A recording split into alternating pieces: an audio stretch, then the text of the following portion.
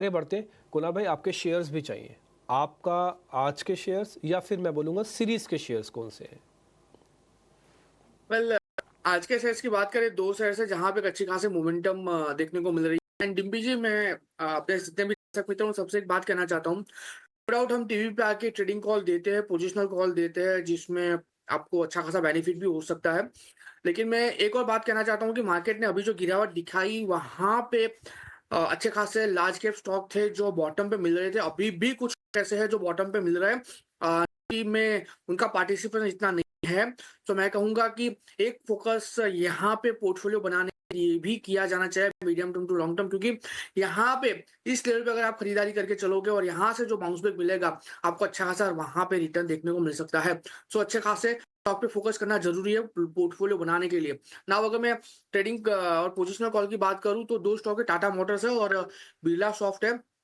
Tata Motors में अच्छा खासा रिवर्सल देखने को मिला है और इतना ही नहीं, जेएलआर की जो रेवेन्यू वो भी बढ़ के आई थी, तो कहीं ना कहीं एक पॉजिटिव सेंटीमेंट हमें यहाँ पे क्रिएट होते हुए देखने को मिल रहा है। और रिसेंटली जो नंबर आए हैं पर्टिकुलरली जेएलआर को लेके, तो कहीं ना कहीं इंडियन मार्केट में जेएलआर की बिक्री भी ग्रेजुअली बढ़ने को मिल रही है।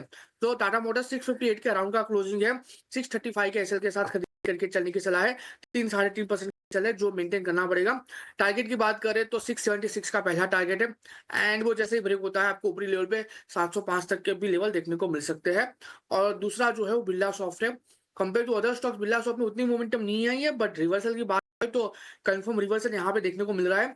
399 के अराउंड का स्टॉक का क्लोजिंग है, 380 के एसएल के साथ खरीदारी करके चले। टारगेट की बात करें 414 414 का पहला टारगेट है, और वो जैसा ही ब्रेक होता है आपको 430 से दूसरा टारगेट भी देखने को मिल सकता है। सबसे पहले तो शुक्रिया हमारे व्यूवर्स को एडवाइस देने के लिए। नई सीरीज शुरुआत से ठीक पहले उनका पोर्टफोलियो का गठन उन्हें किस तरह से करना है और स्टॉक स्पेसिफिक अपनी राय, मार्केट पर भी अपनी स्ट्रैटेजी हमारे साथ शेयर करने के लिए। दो स्टॉक्स खरीदारी के मौके बनते हुए टाटा मोटर्स में कुणाल के लॉस पूरी की पूरी स्ट्रैटेजी आप अपने स्क्रीन पर देख रहे हैं। टाटा मोटर्स 676 के लेवल्स तक जा सकता है। मजबूती कल करीब 5% की देखने को मिली थी। आज देखते हैं मार्केट खुलने के साथ साथ सेंटिमेंट्स कैसे पैन आउट होते हैं और बिरला सॉफ्ट में भी खरीदारी के मौके बनते हुए। लेकिन चलिए सर, मेरे को भी अच्छा लग रहा है कि आज एक्सपायरी, क्योंकि एक्सपायरी का इम्पैक्ट 2 दिन पहले ही आ गया था बाजार में। कल भी रेंज का था मार्केट, आज भी रेंज का रहेगा मार्केट। आपकी कैलकुलेशंस भी यही कहती हैं। और दूसरा, नई सीरीज में जब आप एंटर करोगे तो कम से कम 1 से 2 दिन अभी देखना चाहिए डाटा किस तरफ जा रहा है।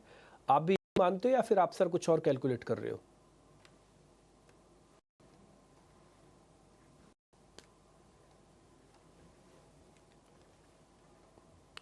कुणाल भाई, आपको आवाज आ रही है? नमस्ते, आवाज आई आपको?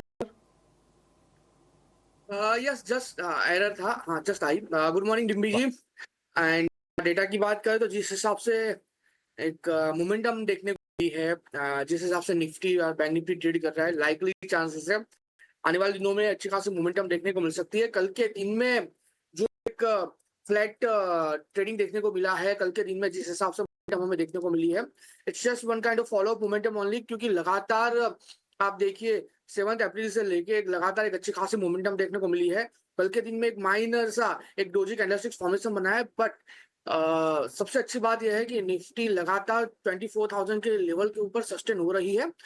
एंड आने वाले दिनों में लग रहा है 24,900 तक के भी लेवल निफ्टी यहाँ पे आपको दिखा सकती है। नाउ अगर मैं डेटा की बात करूँ तो कल मैं थ्रू आउट ऑप्शन से एनालिसिस कर रहा था, और उसमें कहीं ना कहीं पिछले 3-4 दिनों का अगर मैं हिस्टोरिक डेटा देखूं तो आउट ऑफ द मनी में जो उस टाइम पे लॉन्ग मीटअप की पोजीशन बनी थी, तो आज एक्सपायरी है, तो आज के दिन में उतना कोई फर्क नहीं पड़ेगा, लेकिन आपको नेक्स्ट मंथ का देखना पड़ेगा। तो आउट ऑफ द मनी में लॉन्ग मीटअप है, इन द मनी में एक अच्छा खासा शॉर्ट कवरिंग देखने को मिला था, और through out the strike price में आप देखिए तो वहाँ पे आपको शॉर्ट बिल्डअप की ही पोजीशन मिल रही थी। तो कहीं ना कहीं मुझे लग रहा है कि ये जो पैटर्न है ये नेक्स्ट सीरीज में भी कंटिन्यू हो सकता है, एंड इसके बेस पे 925,000 तक के भी लेवल हमें देखने को मिल सकते हैं। तो अगर सपोर्ट की बात करूं फिलहाल तो 24,000 का हम यहाँ पे एक सपोर्ट पकड़ के चल सकते हैं, जो max OI as per the put side है। एंड अगर मैं निफ्टी बैंक की बात करूं तो निफ्टी बैंक ने आउट परफॉर्म किया हुआ है, मतलब मैं ऑल टाइम हाई बना लिया है, जितने भी रेजिस्टेंस है सारे के सारे रेजिस्टेंस ब्रेक कर लिए है। बट थोड़ा सा कंसर्न कल के दिन में था, क्योंकि कल के दिन में बियरिश एंगल्फिंग बनाया है, एंड से ही निफ्टी बैंक निफ्टी ने हमें गिरावट दिखाई है। सो कल यहाँ पे कोई नई पोजीशन बनाने की मैं सलाह नहीं दूंगा, लेकिन हाँ सपोर्ट की बात करें तो जो गैप अप ओपनिंग हमें 21st अप्रैल को आया था, वही गैप अप ओपनिंग फिलहाल एक अच्छा खासा सपोर्ट है डिम्पी जी। सो सपोर्ट की बात करें तो लोअर लेवल पे जो सपोर्ट हमें देखने को मिलेगा 54,600 से लेके 54,400 एक सपोर्ट एरिया है। एंड ऊपरी लेवल की बात करें तो 56,500 तक के लेवल हमें देखने को मिल सकते हैं।